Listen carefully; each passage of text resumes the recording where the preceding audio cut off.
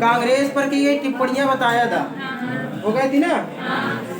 अच्छा ये बताओ, कांग्रेस पे लोग पदों के भूखे हैं, काफी बंद रखो कम से कम है। बंकिम चंद्र चटर्जी। अच्छा ये किसने कहा था कि मैं कांग्रेस जब देश आजाद हो जाए उसके बाद खत्म कर देना चाहिए, कांग्रेस को खत्म कर देना चाहिए देश आजाद? महात्मा गांधी। महात्मा गांधी ने कहा था कि अगर देश आजाद हो जाएगा तो कांग्रेस को खत्म कर देना चाहिए। मैं देश की बालू से कांग्रेस से भी बड़ा संगठन बना सकता हूँ, महात्मा गांधी।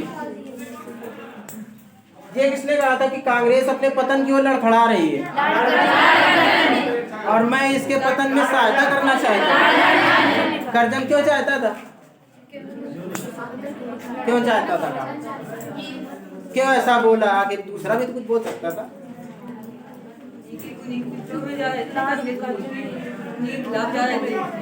1905 का बंगाल विभाजन पर आया था, 6 में कौन आ गया था?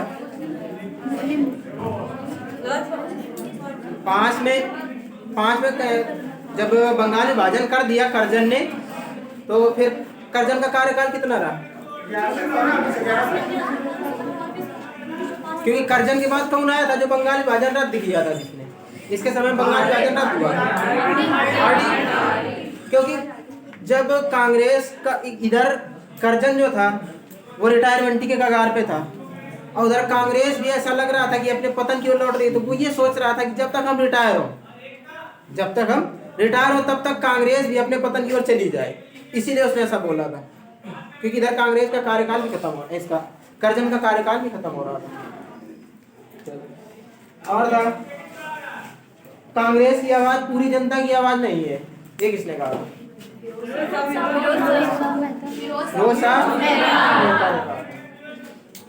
अधिवेशन हो ही गए थे। चलो अब हम लोग देखते हैं दूसरा चीज। आज हम लोग शुरू करते हैं जो व्यवस्थाएं थी, यानी अंग्रेज भारत पर राज कैसे करते थे, टैक्स कैसे वसूलते थे, ठीक है। तो हम लोग देखेंगे आज बंदोबस्त जितने भी बताए गए थे, वैसे 3 ही तरह की भारत में व्यवस्थाएं चालू थी, चाहे स्थायी बंदोबस्त हो, चाहे रैयत बाड़ी हो, चाहे परमानेंट सेटलमेंट हो, कोई भी हो। आगे ना आंसर बताओ, डर कह रही हो? चलो अब हम लोग देखते हैं भूमि सुधार कानून है। भूमि सुधार कानून, देखो भूमि सुधार कानून जो थे ये पूरे भारत में लागू किए हुए थे अंग्रेज। जैसे पहला जो कानून था स्थायी बंदोबस्त,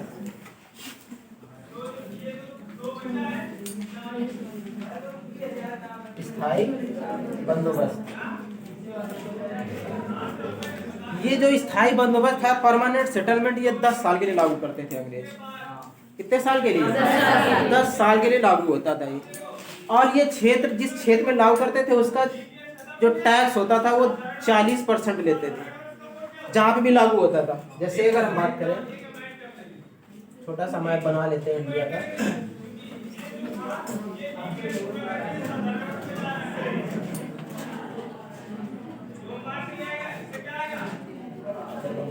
ये वाला बंगाल का इलाका रहेगा, इधर यूपी में भी लागू था, बिहार में भी लागू था, बंगाल में भी लागू था, उड़ीसा में भी लागू था और कर्नाटक में भी लागू था। ये 5 जगह लागू था स्थायी बंदोबस्त। जगह के हिसाब से याद रखोगे तो याद रहेगा। यूपी, बिहार, बंगाल, उड़ीसा, 4 ये जगह। यूपी, बिहार, बंगाल, उड़ीसा, 4 ये, 1 कर्नाटक, यानी 5 जगह ये लागू था स्थायी बंदोबस्त। कुल भूमि में अगर बात करेगा कि कितनी भूमि पर लागू करता था, यहाँ का ले ले, इधर 4 जगह ये ले लो, पूरे भारत का तो बहुत कम है ये, ऐसा थोड़ी कुछ ज्यादा हो जाएगा, कम ही तो है। लगभग 19% क्षेत्रफल पर कितने लागू था? 19%। जबकि टैक्स का परसेंट था 40%। टैक्स लेते थे 40% और क्षेत्रफल पर लागू था 19%। क्षेत्रफल जो था वो 40% है, मतलब टैक्स जो लेते थे वो 40%, यानी 100 अगर हो रहा है तो टोटल का 40% आपको देना पड़ेगा अंग्रेजों को। उसके साथ साथ जब, और ये व्यवस्था थी अंग्रेज जो लागू किए थे, ये दे देते थे, यानी भूमि का जो मालिक होता था, मालिकाना हक हम लोग के हाथों में नहीं था। भूमि का मालिकाना हक जो था वो हम लोग के हाथों में नहीं था, यानी किसान के हाथ में नहीं था। वहाँ एक बना देते थे जमींदार। जमींदारी व्यवस्था तो अभी भी चलती रही है, देश आजादी के बाद भी। जमींदार, वहाँ के एक जमींदार को भूमि का मालिक बना देते थे और पूरे जितने मजदूर थे उनको बता देते कि जमींदार तुमसे टैक्स वसूलेगा। टैक्स वसूल के 40% टैक्स वसूल के लाएगा, और जितना भी टैक्स आएगा उसमें अगर 11 बोरा आएगा, चाहे जो भी लेके आए, अगर 11 बोरा बनता है तो 10 बोरा कौन ले लेगा, 11 में से 10 कौन ले जाएगा, अंग्रेज। एक किसको मिलेगा, यानी एक मिलता था 10 में से, 11 में से एक भाग जमींदार, और 11 में से 10 भाग कौन ले जाता था, अंग्रेज ले जाते थे। और ये इसी कानून को सूर्यास्त कानून भी कहा गया। स्थायी बंदोबस्त को सूर्यास्त कानून भी कहा जाता था। क्यों?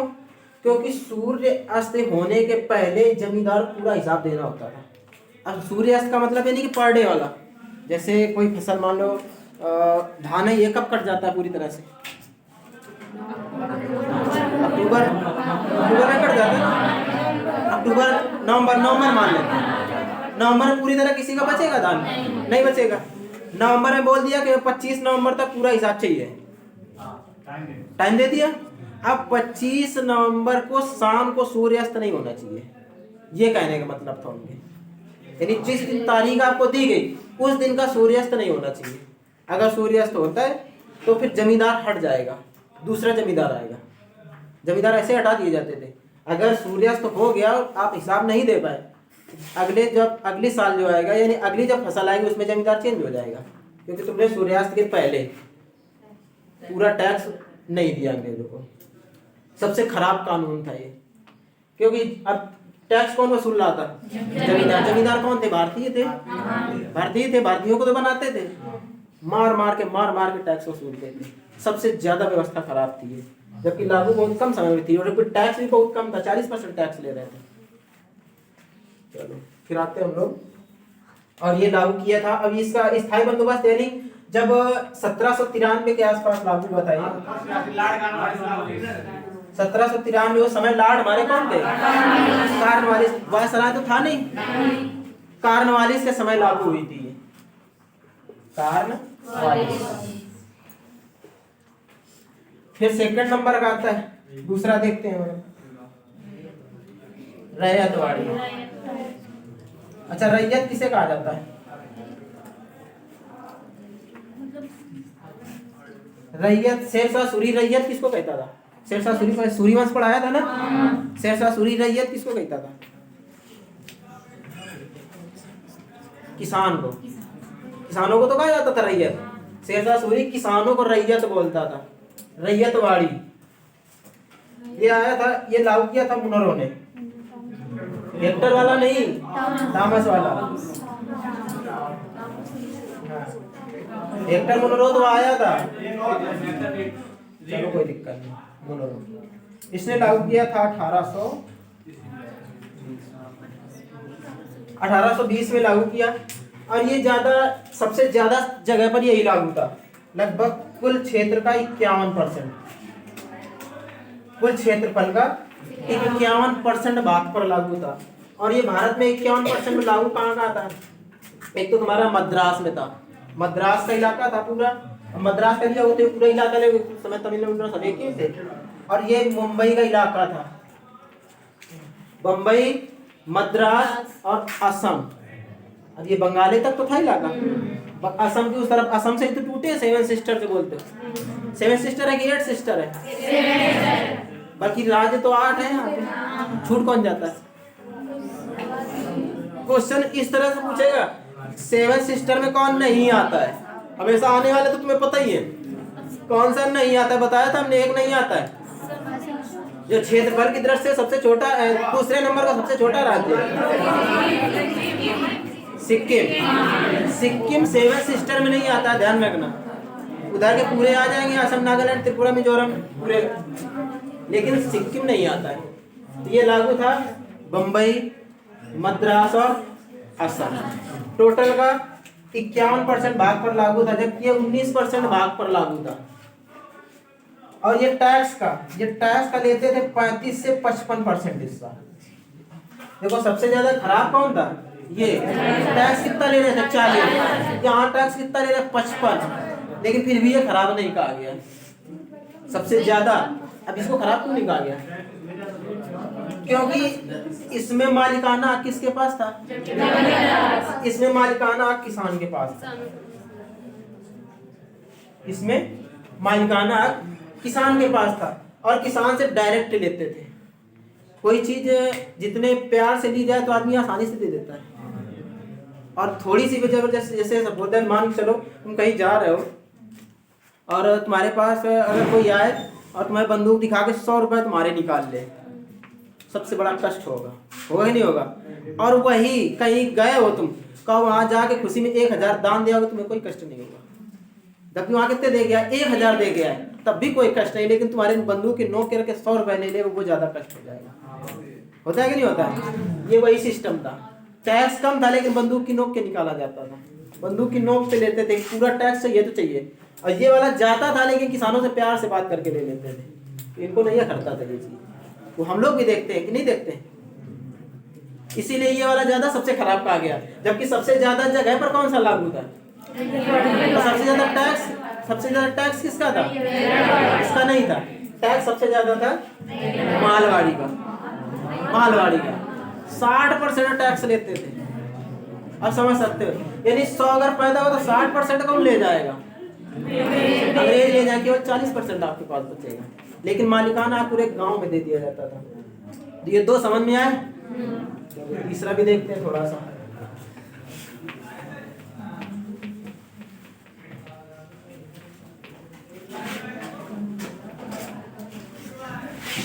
थर्ड नंबर का आता है मालवाड़ी।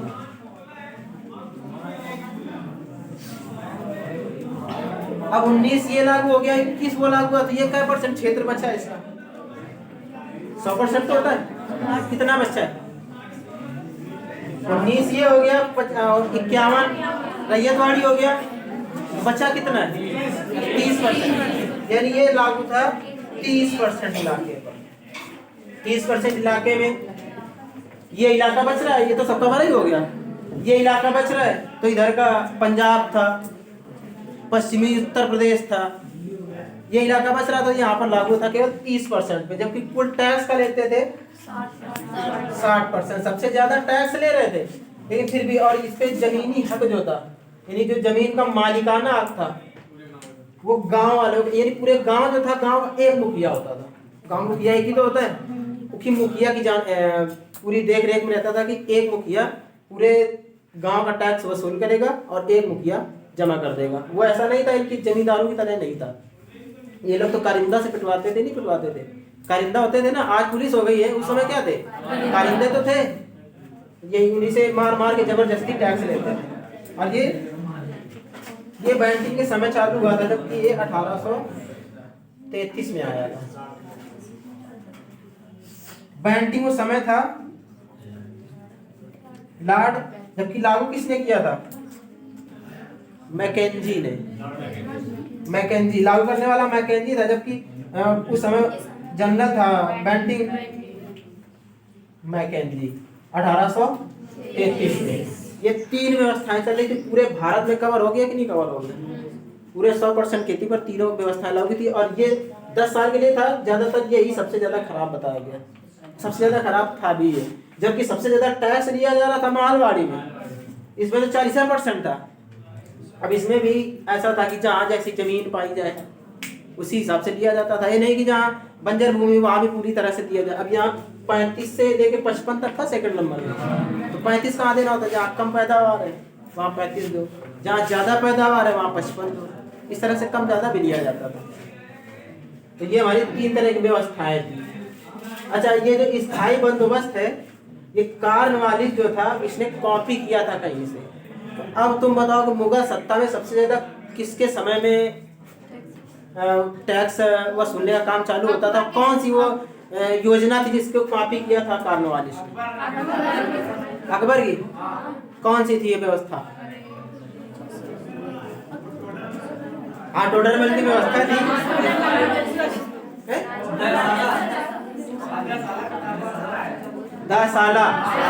दसाला पद्धति थी, उसी का कॉपी था ये। दसाला पद्धति अकबर ने पढ़ाई थी, उसी की ये कॉपी थी। तीनों हो गए? समझ में आया कुछ कि नहीं आया? लिख सकते हो? फटाफट लिखो। हेडिंग पहली वाली डालो, स्थायी बंदोबस्त, परमानेंट सेटलमेंट। Permanent settlement.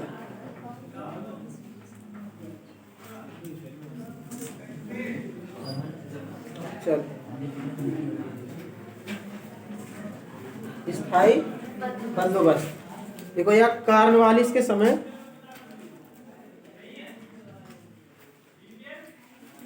1793 में, कार्नवालिस के समय 1793 में लागू की गई जो भारत के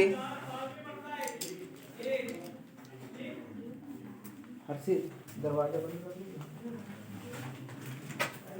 जो भारत के 19% हिस्से पर 19% हिस्से पर जगह बताई थी 5।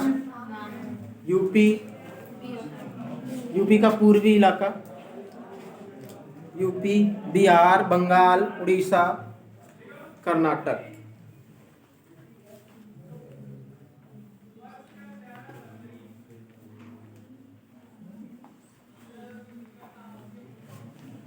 पर लागू थी।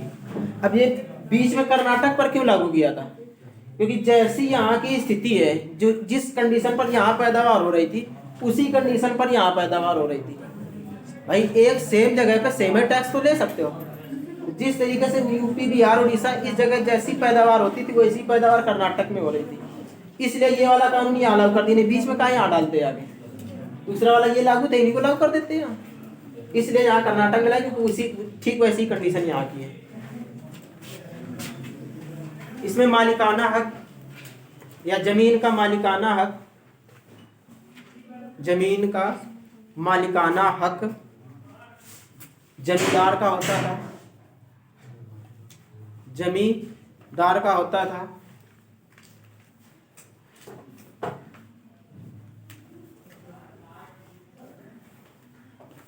अंग्रेज जितने कर को निर्धारित करते थे,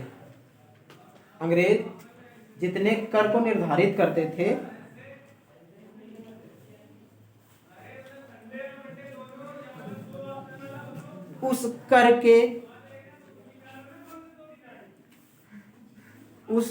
के 11 में से 10 भाग अंग्रेज लेते थे।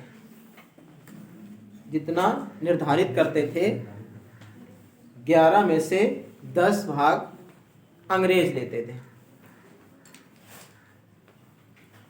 1 भाग जमींदार का होता था। 1 भाग जमींदार का होता था।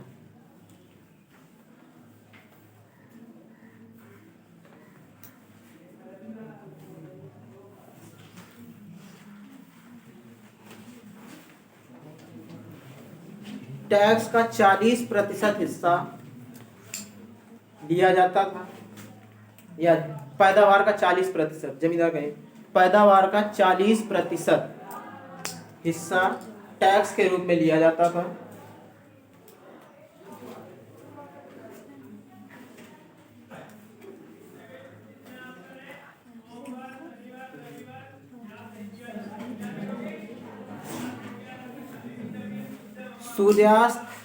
सूर्यास्त होने से पहले जमींदार को हिसाब चुकता करना होता था।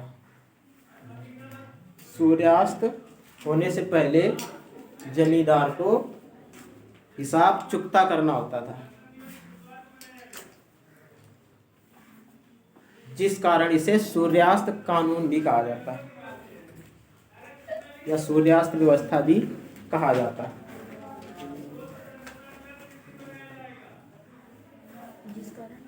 इसे सूर्यास्त व्यवस्था या सूर्यास्त कानून भी कहा जाता है। यह व्यवस्था 10 साल के लिए स्थायी होती थी, यानी 10 साल के पहले ना टैक्स घटेगा ना बढ़ेगा, एक बार लागू तो 10 साल तक फिक्स। इसीलिए इसको स्थायी नाम दिया गया कि 10 साल के पहले इस पर कोई चेंजमेंट नहीं, 10 साल के लिए लागू की जाती थी।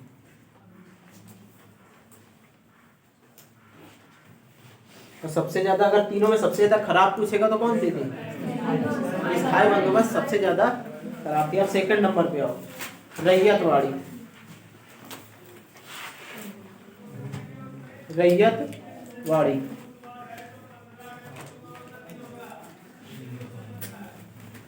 इसे थॉमस मुनरो ने 1820 में, 1900 कहाँ से आ जाएगा? अरे 1900 कहाँ से आ जाएगा? 1700 ये था, 1793। 1900 में कोई व्यवस्था कहाँ से आ जाएगी? वो 1820 में, हेक्टर मुनरो 1820 में, हाँ थॉमस रो ने 1820 में मुंबई, हाँ थॉमस मुनरो मुंबई, मद्रास और असम में लागू की। मुंबई, मद्रास और असम में लागू की।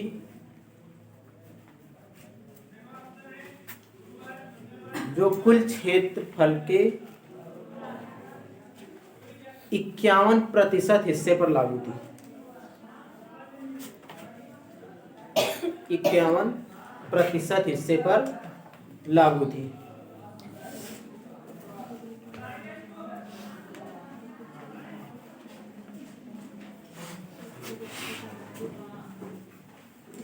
इसमें जमीन का मालिकाना हक किसान का होता था।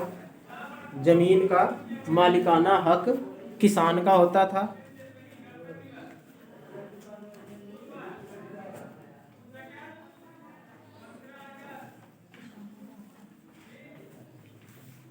किसान का होता था। किसान को उपज का 35 से 55%, किसान को उपज का 35 से 55% हिस्सा टैक्स के रूप में देना होता था। टैक्स के रूप में देना होता था।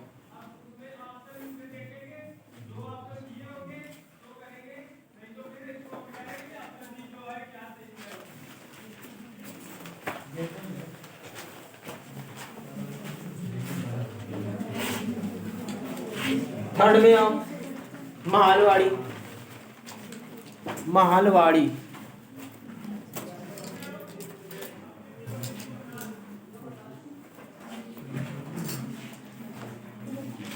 महालवाड़ी से विलियम बेंटिंक के समय, विलियम बेंटिंक के समय मैकेंजी ने लागू किया। विलियम बेंटिंक के समय मैकेंजी, क्वेश्चन में डालेना 1833 में लागू किया।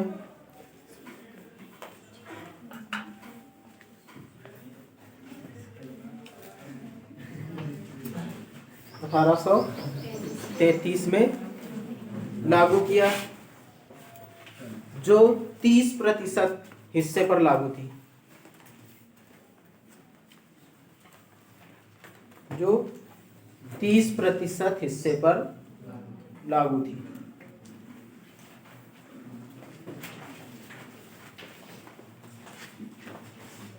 या पंजाब, यूपी और एमपी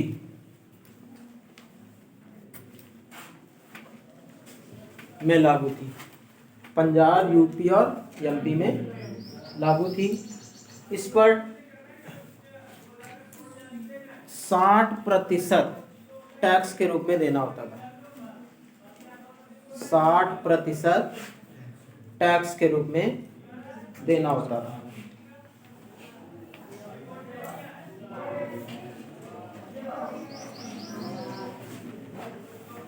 ये जमीन का मालिकाना हक किसका? जमीन का मालिकाना हक किसान का नहीं था, किसान का सेकंड नंबर में था। हाँ, मुखिया का था, गांव के मुखिया का था।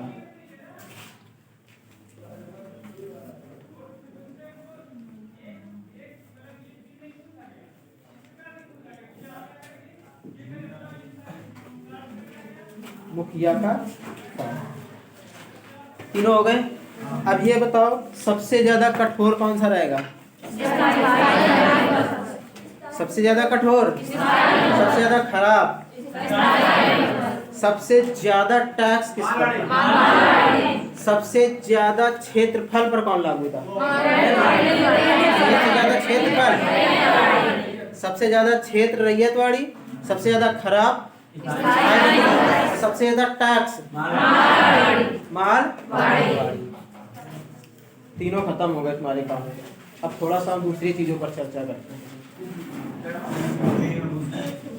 देखो जो भारतीय उद्योग थे, भारतीय उद्योग धीरे धीरे हम लोग के अंग्रेजों के समय आके धीरे धीरे खत्म क्यों होने लगे थे?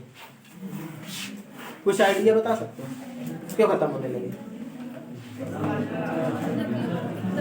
हेडिंग डालो भारतीय उद्योग, कारण क्या है इनके खत्म होने का? भारतीय उद्योग, इसमें इन तीनों में किसी को डाउट है क्या? अभी वो तो पूछ सकते हो। भारतीय उद्योग देखो, इसमें पहले थोड़ा समझ लेते हैं। देखो जो भी कच्चा माल निकलता था, भारतीय कहाँ लेके चले जाते हैं? इंग्लैंड वाले कहाँ लेके चले जाते थे? अंग्रेज इंग्लैंड भेजते थे। कारखाने यहाँ लगे थे क्या? कारखाने यहाँ नहीं लगाए थे। हम लोग के जो कारखाने थे हम लोग बनाते थे उस समय भी थे। आज भी जैसे लखनऊ में क्या बनता है? चिकनकारी का पता सुना? चिकनकारी लड़के लोग को नहीं पता होगा, नहीं? हाँ, लड़के लोग को नहीं पता होगा कि लड़कों से इस कपड़े से मतलब है, लड़कियों को ज्यादा मतलब होता है ना। हाँ, लड़कियों को ज्यादा मतलब होता है कपड़े वपड़े से। देखो अगर कहीं दुकान भी खोलना होता है किसी को ना, तो वो लेडीज ज्यादा क्यों रखता है? सबसे ज्यादा नहीं, लड़कियों के कपड़े या लेडीज कपड़ा क्यों ज्यादा बेचता है? क्यों रखता है लेडीज कपड़े? बताओ। देखो सबसे बढ़िया बात, सबसे सही ये समझ लो कि लड़का होगा अगर तो वो एक ही पैंट शर्ट में कहाँ 4 बारात गुजार रहा है, हो जाती नहीं हो जाती? और लड़की के लिए एक बारात में कम से कम मिनिमम 3 जोड़ी चाहिए। एक बारात में 3 चाहिए और लड़के के लिए एक जोड़ी में 4 बारात हो जाती है। हो जाती नहीं हो जाती? अरे वो बात क्यों?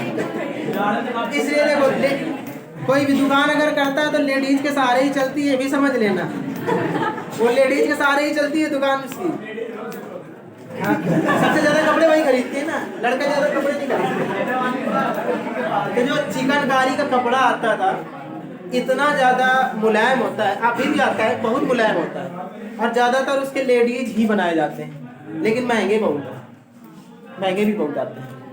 जैसे मलमल का कपड़ा आता है, पहले ढाका में बनता था, अपने यहाँ ढाका बांग्लादेश, ढाका बनता था, मलमल का कपड़ा था, इतना मुलायम होता था कि इस पूरे जो ये है इसमें अगर पूरा तरह मलमल बिछा दिया जाए और फिर उसका एक कोना पकड़ो, एक कोना और एक अंगूठी लो, अंगूठी के इस कोने से निकालना शुरू करो, पूरा मलमल का कपड़ा अंगूठी से आपकी तरफ निकल जाएगा। इतना बड़ा त्रिपाल जैसा कपड़ा एक अंगूठी से पूरा निकल जाएगा। अब समझ सकते हो कितना मलमल नाम किस बात का है? इतना ज्यादा मुलायम होता है, इतना ज्यादा कम क्षेत्रफल पर ज्यादा से ज्यादा विस्तार कर सकता है, ऐसा मलमल का कपड़ा होता है। जैसे वो नाम सुना है गाड़ी का, अभी भारत में अपने यहाँ टेस्ला गाड़ी आई थी, चार्जिंग वाली आई थी, टेस्ला कंपनी। कहाँ की है ये? अमेरिका की।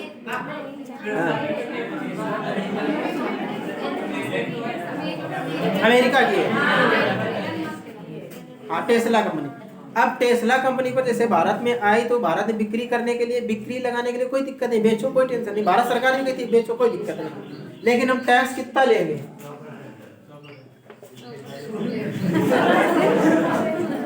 बेचो तो हमें कोई दिक्कत नहीं, 35 लाख की गाड़ी है, 100% टैक्स कितने की हो गई? 70 लाख। खरीदो, खरीदेगा कोई? अब भारत सरकार ये भी कहती है देखो तुम्हें बेचना है भारत में, कोई दिक्कत नहीं, भारत में आओ, कारखाना यही लगाओ, यही गाड़ी बनाओ, आराम से तुम 35 लाख की बेचो, तुम 30 लाख की बेचो, हमें कोई दिक्कत नहीं। लेकिन वहां से बना के यहाँ गाड़ी के लिए बेचोगे तो 100% टैक्स। यही सुविधा करी थी अंग्रेजों ने भारतीय उद्योग के प्रति। हम लोग का जो कपड़ा था वहाँ भेजा जाता, लखनऊ का जो कि चिकनकारी कपड़ा था इंग्लैंड में बहुत पसंद किया जाता था, मलमल का कपड़ा बहुत पसंद किया जाता था, तो वहाँ ले जाते थे। तो भारत में जो कपड़ा इंग्लैंड जाता था उस पर टैक्स लगाए थे भारत के, अगर तुम भारत के बाहर बेचोगे टैक्स देना पड़ेगा, और जब टैक्स देना पड़ेगा तो इंग्लैंड में तो वैसी बात है महंगी हो जाएगी, वहाँ महंगा हो जाएगा। और जो इंग्लैंड का कपड़ा भारत में बिकता था वो टैक्स फ्री था, स्वाभाविक सी बात है वो सस्ता हो जाएगा। अब अपने यहाँ जैसे देख सकते हो जो अभी ड्राइवरलेस गाड़ी कौन सी आई थी? कौन सी आई थी? बताओ कोई ड्राइवरलेस गाड़ी बताओ, कोई जो ड्राइवरलेस अभी आई थी जिसमें ड्राइवर का कोई काम ही नहीं था, ऑटोमेटिक चलती है।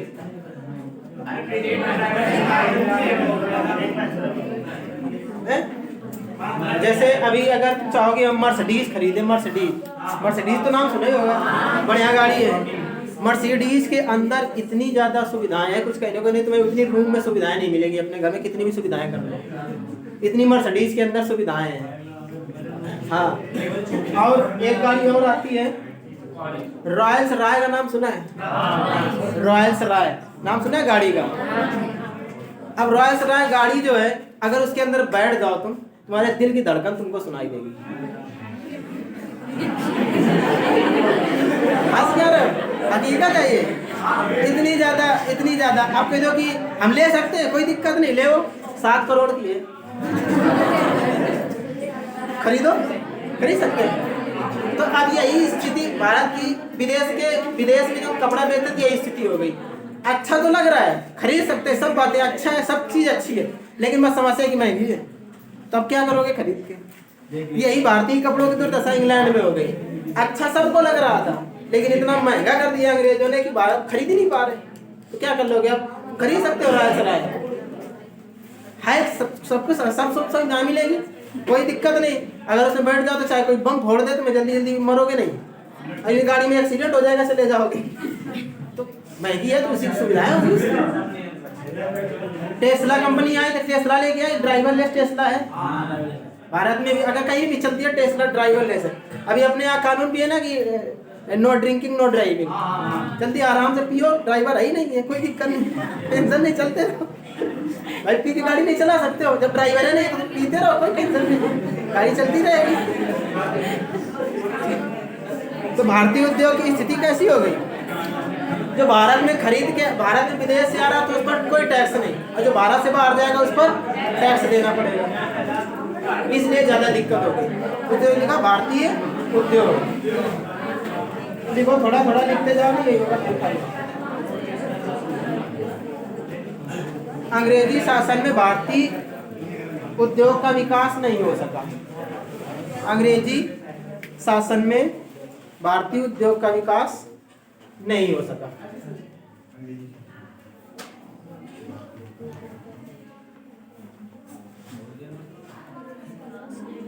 नहीं हो सका।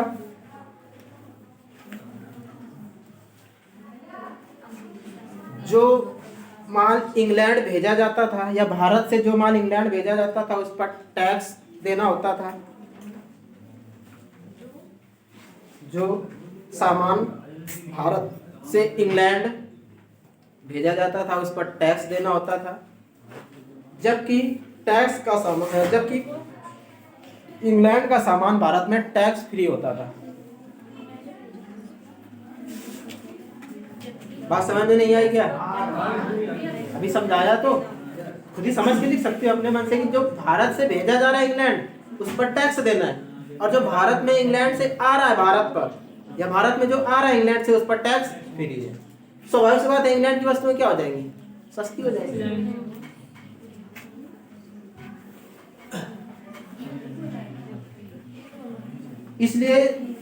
इसलिए कार्ल मार्क्स ने भारत के विषय में कहा है, इसलिए कार्ल मार्क्स ने भारत के विषय में कहा है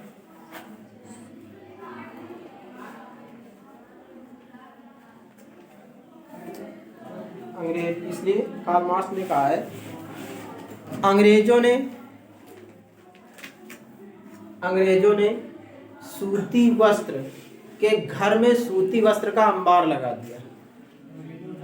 सूती वस्त्र के घर में सूती वस्त्र का अंबार लगा दिया, यानी यहाँ वस्त्र बनाए जा रहे थे और वो ढो ढो के यहीं जमा कर दिया। इतना ज्यादा ले आए बना बना के अंबार लग गया।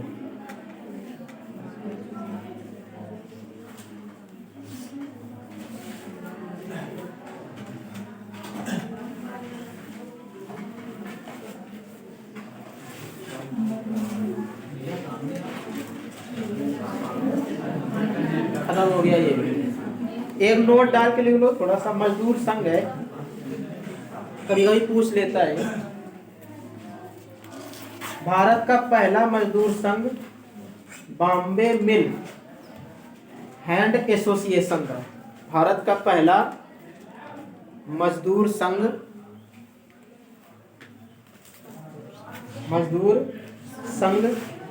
बॉम्बे मिल हैंड एसोसिएशन था।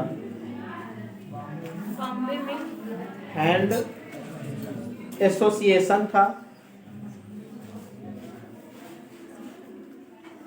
जिसकी स्थापना 1884 में लोखंडे ने की थी। इसकी स्थापना 1884 में लोखंडे ने की थी।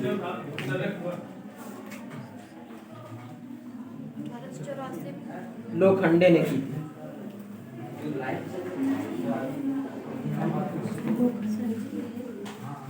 देखो, लाला लाजपत राय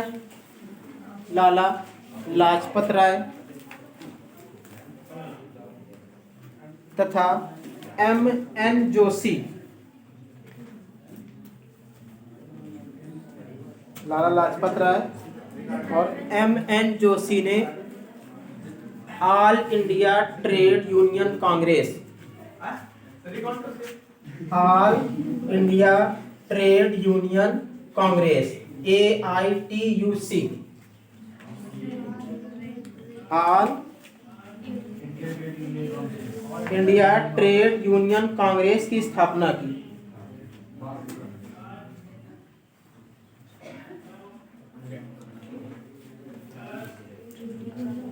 जो भारत का सबसे बड़ा मजदूर संघ है, जो भारत का सबसे बड़ा संघ है। कंप्लीट हो गया है।